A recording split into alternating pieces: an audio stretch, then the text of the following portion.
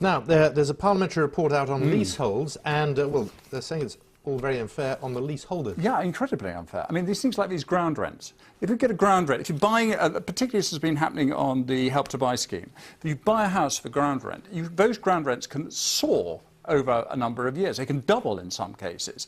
And it's been particularly unfair on a number of, on the people who've taken these out. There are other things like permission fees, which I wasn't familiar with at all. You know what a permission fee is? I've no idea. But no, if you, right. But if you live in a flat in London, for example, you're paying ground rent, the freeholder can presumably just put them up whenever. Okay, but, yes, and they can go up very, very fast. But a permission rate, you have to pay, I mean, there's some cases people paying £250 to have a dog, say, in the house.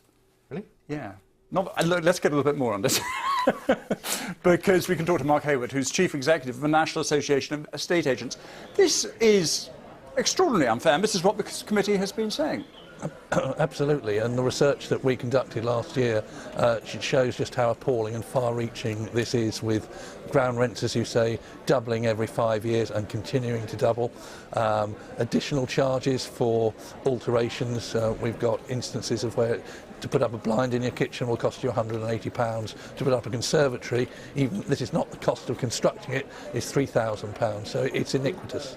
So I have to say I'm amazed that the accusation of mis-selling, because you could say caveat emptor. Why couldn't people just see this written in paper? I mean, I presume it was all written there when they took out leaseholds. There must have been cases of mis-selling here. Well, I think, firstly, you need to remember that caveat emptor has moved forward, and we now have the Consumer Protection from Unfair Trading Regulations. So a developer or agent must disclose anything that would affect someone's transactional decision, particularly around leasing. Do you think they have been disclosing everything? Well, it's interesting when you look at our research, when you find over 60% of purchasers used the lawyer that was referred to them by the developer, and the financial services company, again, referred to them by the developer.